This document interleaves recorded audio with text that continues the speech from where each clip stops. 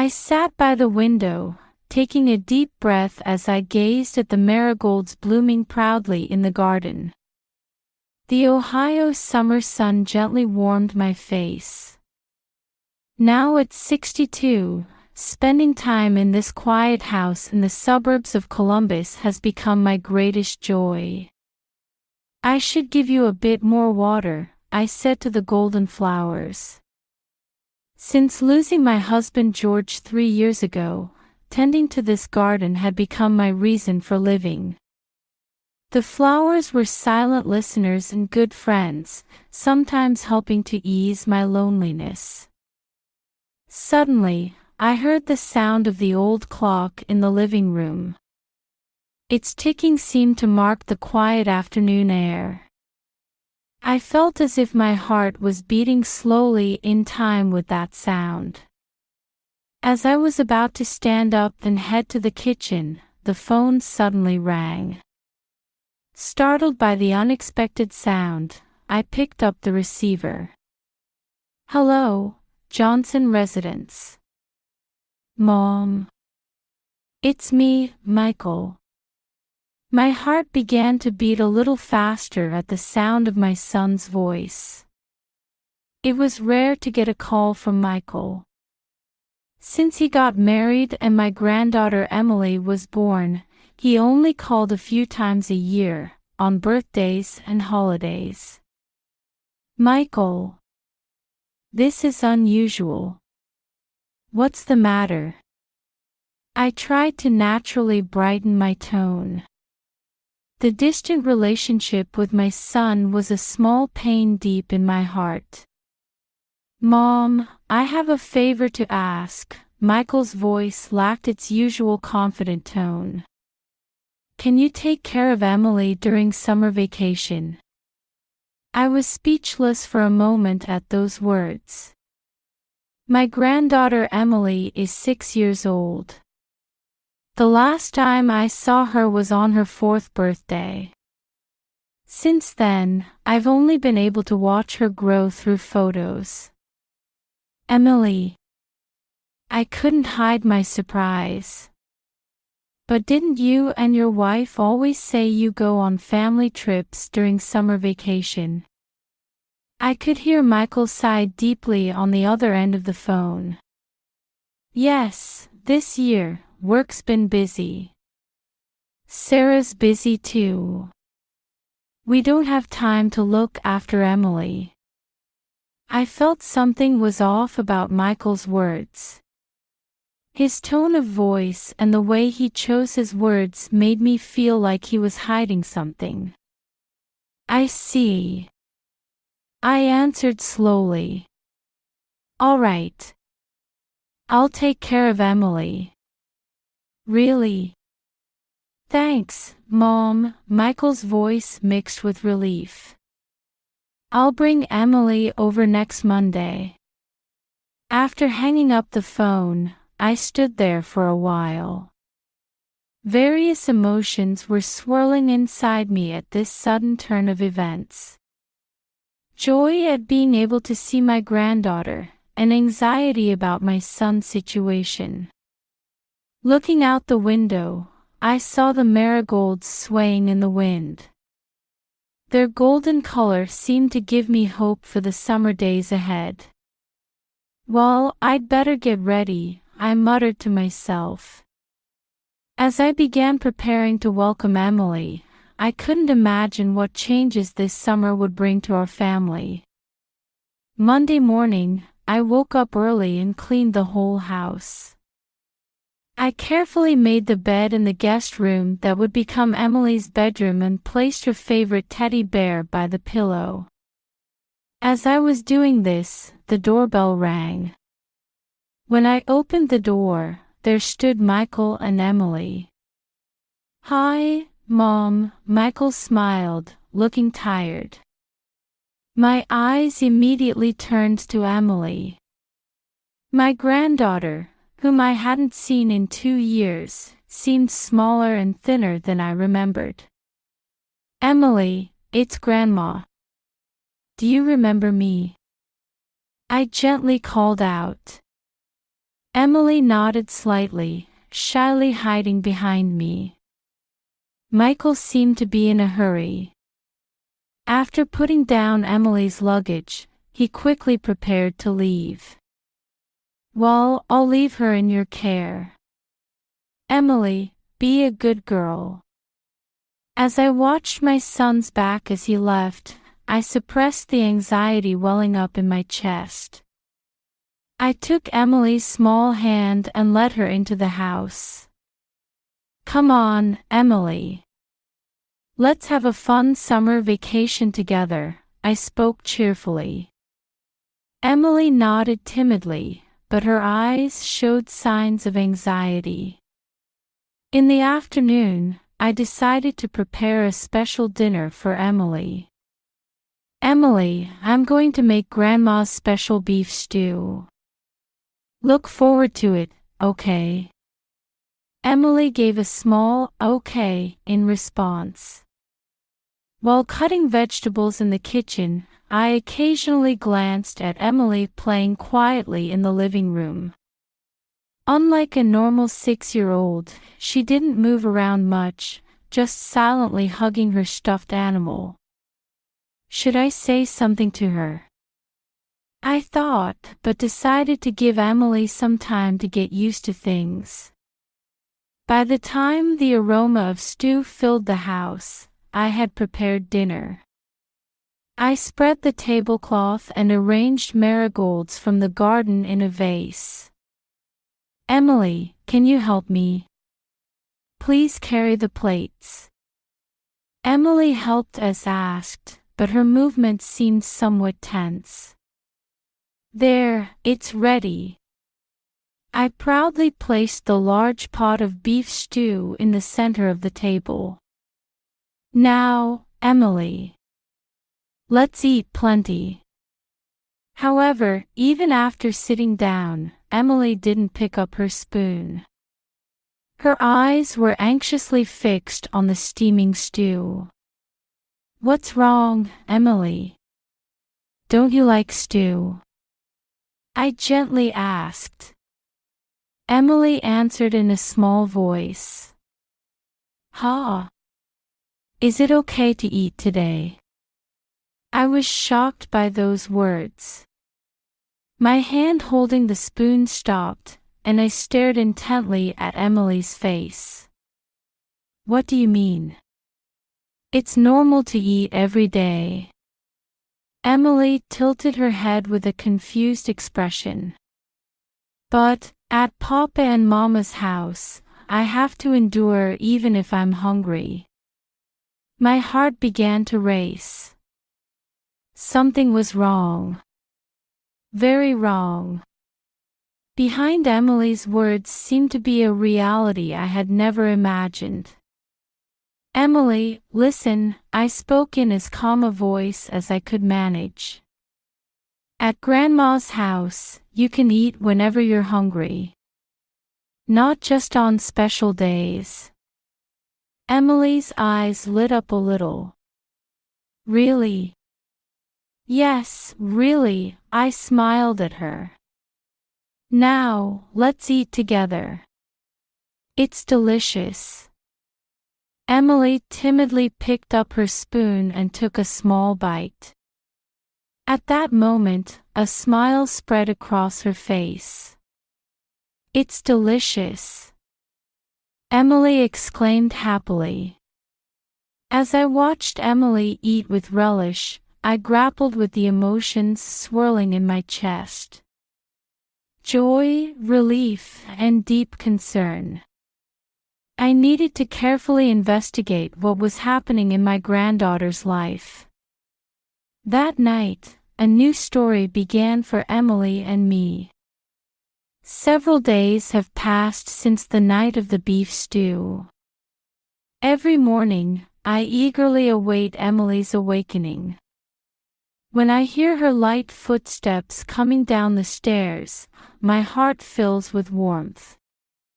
However, behind that joy, my concern has been growing day by day. During breakfast, Emily is happily munching on pancakes. While watching her smile, I discreetly observed her physique. Emily is certainly too thin. For a 6-year-old child, her arms and legs are too slender. Emily, would you like seconds? I asked, and she hesitated a bit before nodding slightly. That gesture made my heart ache. After the meal, while Emily was changing, I was organizing the clothes she had brought. All of her clothes were old and ill-fitting. Some were worn out, with small holes. "Grandma, look!" Emily burst into the room happily. The dress she was wearing was so big that the hem dragged on the floor.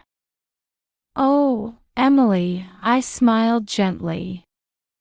"It seems a bit big. Shall we go buy some new clothes?" Emily's eyes widened. New clothes? Really? That reaction made my heart clench. Is buying new clothes such a special thing for her? Yes, of course. Let's go to Walmart. On the way to Walmart in the car, Emily excitedly looked out the window. When we arrived at the store, she tightly gripped my hand. Entering the children's clothing section, Emily's eyes sparkled. She timidly touched the clothes, seemingly surprised by their softness. "Emily, you can choose any clothes you like," I said, and she looked up at me with an expression of disbelief. "Really? Any of them?" "Yes, any of them." Emily began to carefully select clothes. She chose simple, practical items rather than flashy ones. Watching her, I felt a lump in my throat. In the fitting room, Emily put on a new t-shirt and jeans. Seeing her happily twirl in front of the mirror, I couldn't help but tear up. "Grandma, why are you crying?" Emily asked curiously. "Oh, it's because I'm happy," I answered with a smile. "You look so cute, Emily." On the way home after shopping, various questions were swirling in my mind. What kind of life are Michael and Sarah leading? Why can't they buy new clothes for Emily? When we got home, Emily immediately changed into her new clothes and happily ran around the garden. Watching her, I made up my mind. I must investigate the situation of my son and his wife. That night, after Emily had gone to bed, I sat in front of the computer. I opened the website of the IT company where Michael was supposed to be working. However, Michael's name wasn't there. Further research revealed that the company had conducted large-scale layoffs a year ago. It can't be. I gasped. Had Michael lost his job? And why didn't he tell me about it? Next, I checked Sarah's social media. There were few recent posts, and those that were there weren't cheerful. One post caught my eye. "Another double shift today. Tired, but I have to keep going for the family." Anxiety and deep sadness spread through my heart. My son and his wife are struggling financially. And that impact has extended to Emily. Looking out the window, I saw the marigolds in the garden swaying quietly in the moonlight. I sighed deeply. I need to seriously consider what to do next, how to help Emily and my son's family. The next morning, I was already awake as the sun rose. I had spent the entire night gathering information and taking notes in front of the computer. My eyes were tired, but my heart was filled with determination. "Grandma, good morning." I turned at Emily's voice to see her standing in the kitchen, rubbing her sleepy eyes. "Good morning, Emily," I smile. "Today's going to be a special day." After breakfast, I left Emily with a neighbor friend and sprang into action. First, I headed to the office of a local NPO, Feeding America. "Hello, I was hoping you could help me with something." I approached the woman at the reception. Kind staff members explained in detail about their food support program. Learning that we could receive fresh ingredients and preserved foods once a week, and that it was done anonymously, I felt relieved. Next, I went to the local vocational training center. Here, I learned about IT skill update courses and programs to support career changes to new fields. This might be perfect for Michael, I muttered to myself. Returning home, I took a deep breath and picked up my cell phone. I contacted Michael and Sarah, asking them to come over tomorrow. The next day, when Michael and Sarah arrived, I tried to maintain my composure despite feeling nervous. A heavy silence fell over the three of us seated in the living room. "Michael, Sarah," I began gently but firmly. "First, thank you for telling me about your situation. Today, I want to discuss solutions." Michael looked up, his expression confused. "Mom, I'm sorry for making you worry about us. But what can we do?" "Listen," I interrupted my son. "You're not alone. We're family. Let's get through this together." I began to explain the information I had gathered one by one. About the food support program, about the opportunities at the vocational training center. As I spoke, I could see Michael and Sarah's expressions gradually softening. "But, Mom," Michael said hesitantly, "do we really deserve this kind of support?" "Michael," I looked my son firmly in the eye. "It's never shameful to ask for help when you're in trouble. That's what family and community bonds are for." Sarah said in a small voice, "But we've done terrible things to Emily." "We can't change the past," I answered gently. "But what we do from now on is in our hands. Let's work hard together, for Emily's sake." As the discussion progressed, the atmosphere in the room gradually changed. A glimmer of hope began to appear. "Mom, thank you so much." Tears glistened in Michael's eyes. "If Dad were here, he'd surely be proud." Those words made my chest tighten. It's been 3 years since my husband George passed away. He must be watching over us from heaven. "Yes, Dad is always watching over us," I answered quietly. That evening, when Emily came home, the whole family hugged her. Emily seemed a bit bewildered but showed a happy smile. "From now on, let's all work hard together," I said, gently stroking Emily's hair. Outside the window, the marigolds were shining in the evening sun.